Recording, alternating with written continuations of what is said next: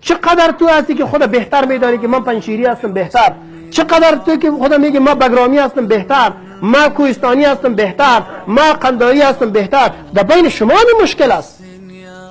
اگر به سطح جهانی ما فکر نکنیم، به سطح قریه‌های خود مسئولیت خود آیا در دلت نمیگرده؟ با خدا قسم الله رب العزت گواه میگیرم که هر مسلمان بدون موجب و معیار دینی خدا برتر بدانه در ایمانش خطر است. بگه که ما به خاطر بهتر از این ما از پروان هستم.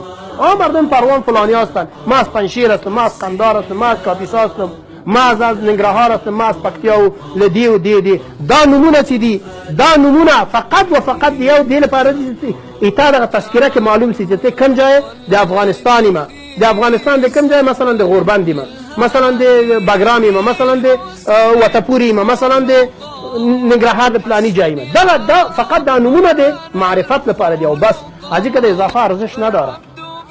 در هر ولایت بیدینترین انسانان پیدا میشه و نیکبخترین انسانان پیدا میشه. نشان بده که فلان ولایت هیچ انسان بد نداشته باشه. این نامهایی که ما بر خود اختیار کردیم، این نامهای تبعیض جویانه است. چرا ما خود اول امت واحد ندانیم؟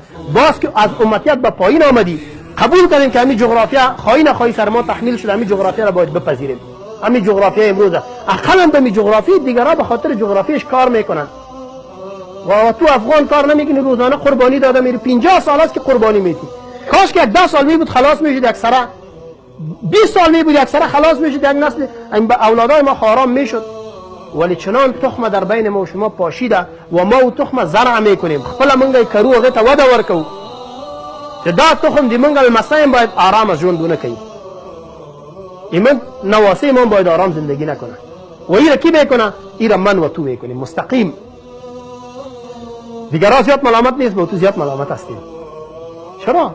دیگرها هر کی از دم شمشیر آب خورد نوشش، و نوش جانش توطیه میکنه، برای خود اقتصاد جمع میکنه، خود آرام زندگی میکنه، برای تو نفاق میکنه، خودشان اتحادیه جور میکنه، تو را اختلاف بر و تو که بدون از او میرقصی، از این که سزای بدتر.